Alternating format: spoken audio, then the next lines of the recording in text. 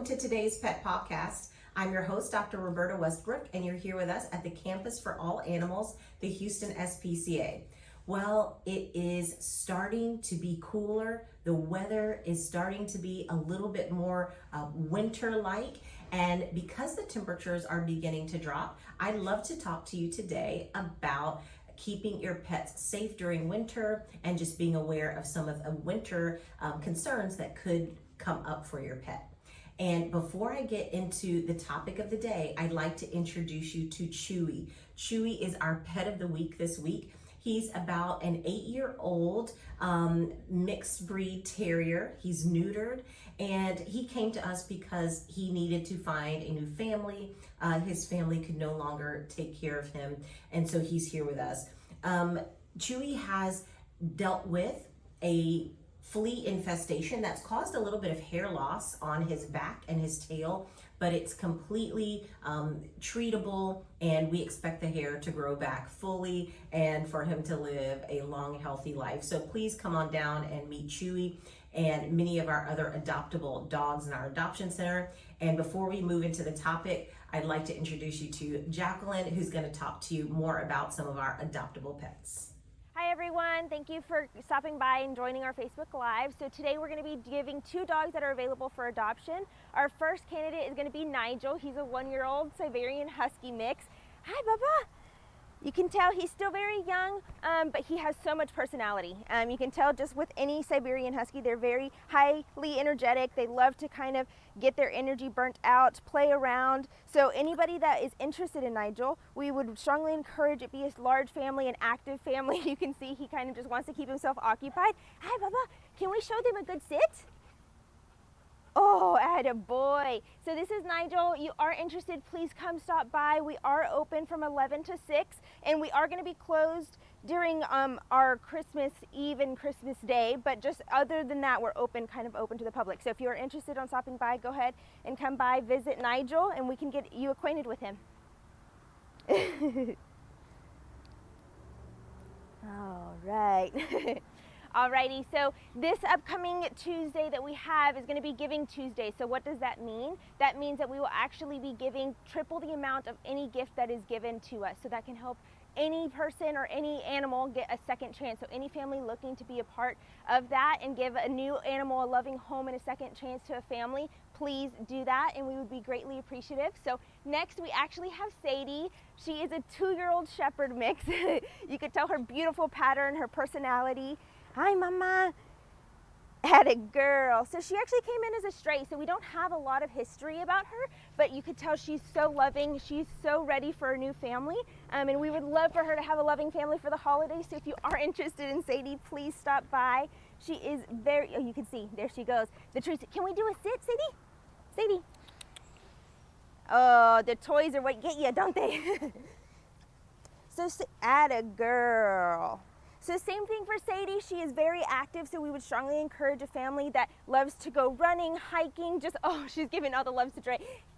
Come on. She's just waiting for a family to show her loyalty to. So if anybody's interested in Sadie, please stop on by, like I said, and come visit with her. Our counselors will get you acquainted with her so you can kind of just love on her. Even if y'all aren't maybe interested in Sadie, we have hundreds of animals on our adoption floor that you can visit. So please stop on by from 11 to 6, Monday through Sunday, okay guys? Atta girl. Alrighty guys, thank you so much for joining us today. We actually will be ready for the holidays, so anybody that's interested, please stop on by, and thank you for visiting today. Atta girl. Atta girl. What are the biggest risks pets face during the winter months? You know, oftentimes during the winter months, we don't think about some of the risks that could affect our pets. But when the temperatures drop significantly, our pets can also suffer from things like hypothermia and frostbite. So it's important that if you have a pet that spends a lot of time outdoors, or you plan to do outdoor activities as the temperatures drop, that you take the proper precautions. One of the things that you can do if you're going to be spending a lot of time outdoors, or your pet is, make sure that they have access to shelter and to fresh water and still to food. Those things are very important when they're outdoors, particularly shelters so that they can protect themselves from the inclement weather.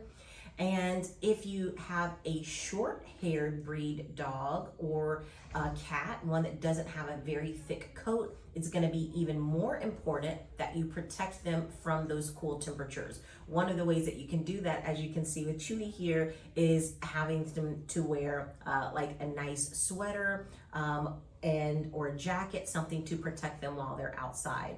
So even though the temperatures are moderate, as they drop, your pets can still suffer from hypothermia and frostbite. How can pet owners tell when it's too cold for their pets to be outside? Well, depending on your pet and the breed they are, the type of hair coat that they have, the amount of body fat that they have on their body, and the temperature outside, the signs can vary as it relates to when your pet could be experiencing hypothermia and it's too cold for them to be outside. Some signs that you can look for are that if your pet is outdoors and you're noticing that they're beginning to shiver, that could indicate that it's too cold and you want to start getting them into a warmer area. If they're becoming lethargic or the ground is too cold and they don't want to put their paws on the ground, so they hold their paws up, those could also be clues that it's too cold outside. And you may want to, again, put a sweater on them, get them to some warmth, wrap them in a blanket. But this largely depends on the type of dog that you have, the breed, their hair coat, and the amount of body fat that they have, which can help to insulate them from the weather. When it comes to sweaters or winter wear for pets, how can one tell if it's uncomfortable for the pet?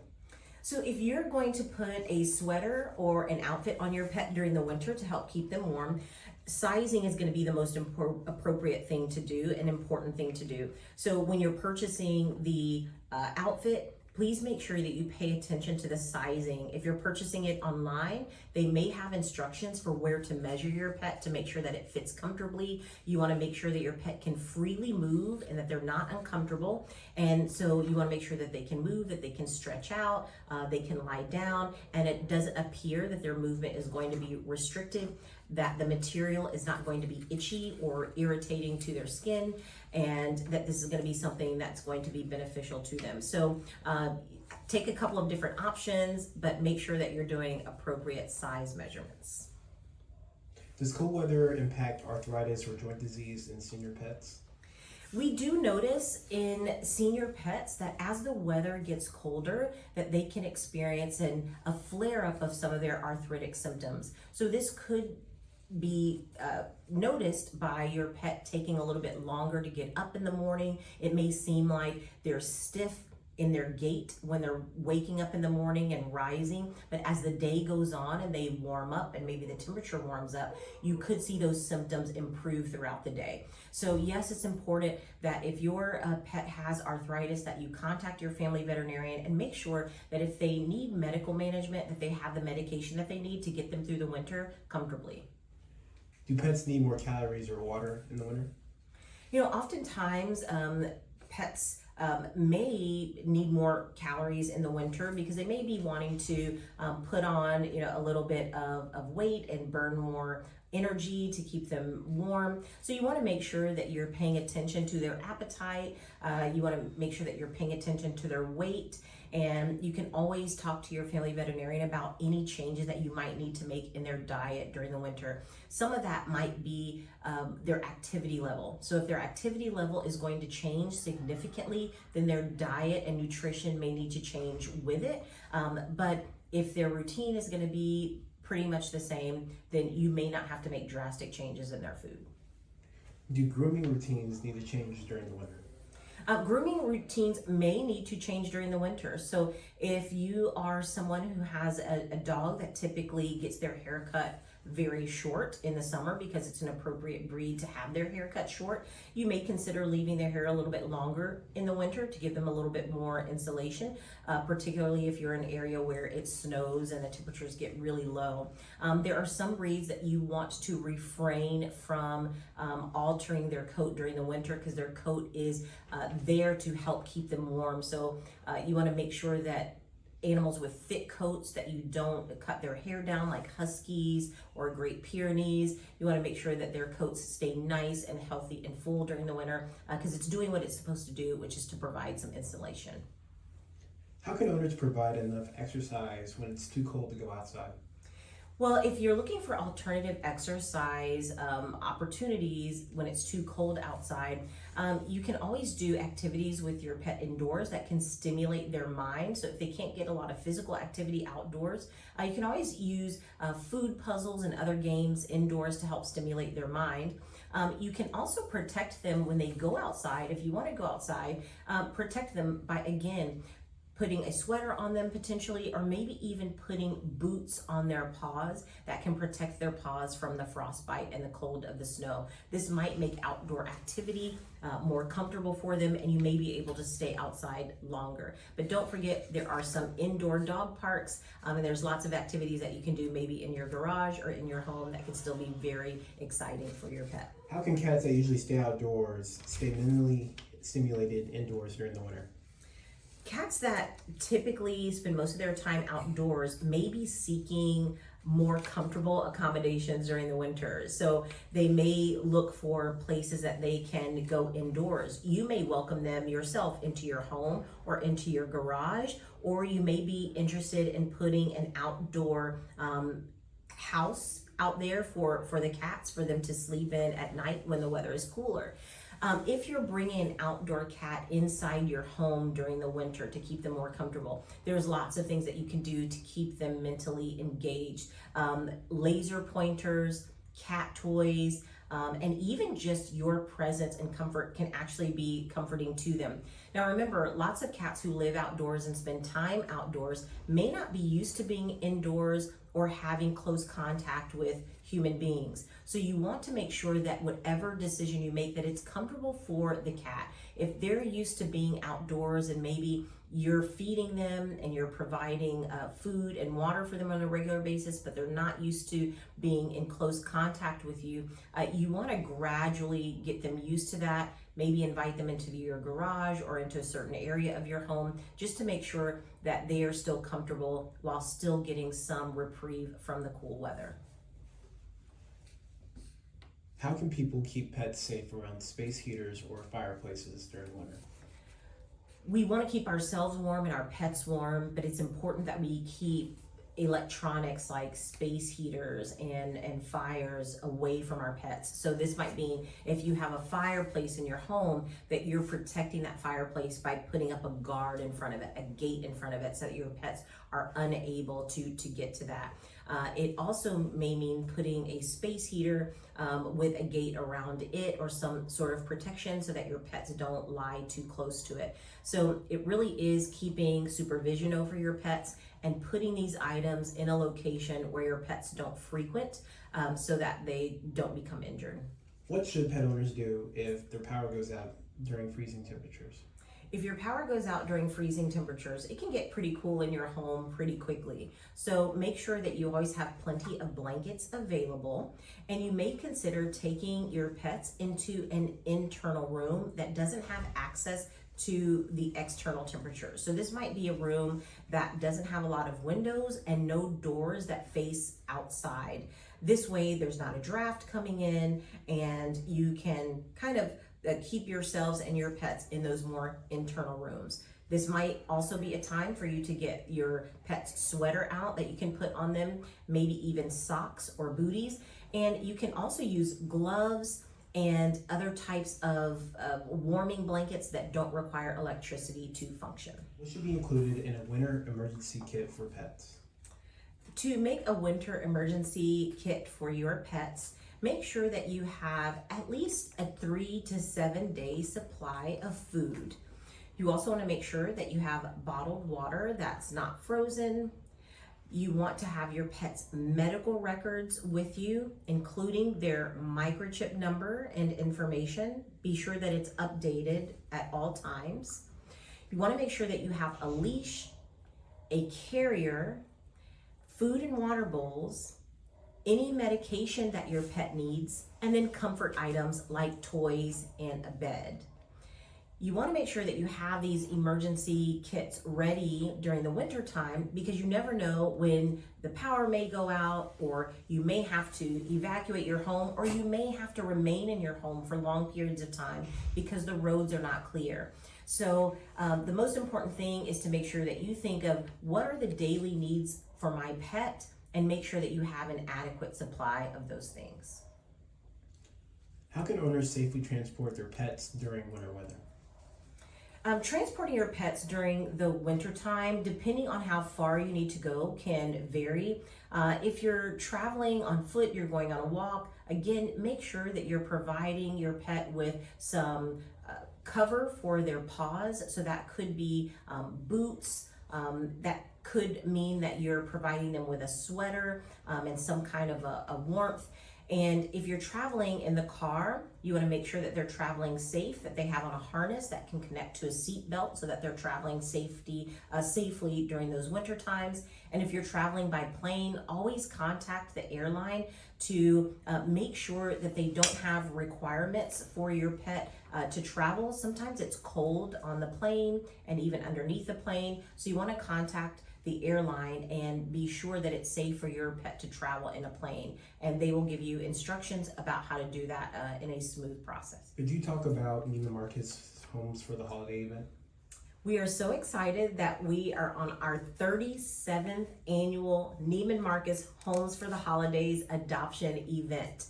Starting November 28th, Black Friday, we are going to be doing pet adoptions from Neiman Marcus in the Galleria every Friday, Saturday, Sunday through December 7th. So please come on down and visit with our pets. We will be doing daily adoptions from December 12th through the 21st. We will have puppies available, kittens available, and we will have a team available to help you visit with the pets, tell you all about their history, and help you bring a pet home for the holidays. What should potential adopters bring or know before adopting at Neiman Marcus? If you're considering adopting a pet from Neiman Marcus, make sure that you are discussing with your family what kind of pet you're looking for. Are you ready for a puppy? Are you ready for a kitten? Or are you looking for an adult dog, an adult cat, or maybe even a senior dog or cat? So before you bring any pet into your home, you always want to make sure that the entire family is prepared for that pet. Then, when you're ready, start gathering all of the items that you need for your pet to make a smooth transition into your home. So this means purchasing items like a cat tree and a litter box. This could mean purchasing a large dog bed, food and water bowls, and toys for the appropriate species. You want to make sure that when you bring your pet home for the holidays, that they have all of the comfort items to make their new transition fun. How do these off-site adoptions impact shelter capacity during the holidays? We enjoy doing off-site adoptions, taking our adoptable pets and taking them into the community where you all are so that you get to see them and spend time with them and consider adopting them. What this does for our shelter is it allows us to actually create more opportunity to help more animals in need. So when we're able to take some of our adoptable animals off-site and get them adopted, we're able to create space for other animals in the community that might be injured or abused or abandoned, and we can bring those animals into our shelter and help them as well. So we appreciate you considering adopting a pet for our Homes for the Holidays event. What should families consider before adopting a puppy or a kitten during the holidays? Well, you always want to consider before bringing a puppy or kitten home for the holidays, who's going to care for the pet. You want to make sure that you have savings available to make sure that you can afford to take your pet to the veterinary hospital in the weeks after adoption. You want to make sure that you have all of the comfort items that you're going to need for your pet to be comfortable in your home, and you want to make sure that all of the family members are on board, and maybe even assigning duties to the children to make sure that you know who's responsible for cleaning the litter box, who's responsible for walks, and who's responsible for food and water. Do you talk about Giving Tuesday? We would love for you to consider donating to the Houston SPCA this Giving Tuesday, the Tuesday after Thanksgiving. This year, when you donate to the Houston SPCA, your donation will be tripled. we can help 3 times the number of animals on this Giving Tuesday. So we thank you in advance for considering us for your Giving Tuesday donation. Thank you for joining us on today's Pet Pawcast. We hope that you will join us next week and come on down to our adoption center to meet Chewy and all of our pets that we have available. Thank you. See you again next week.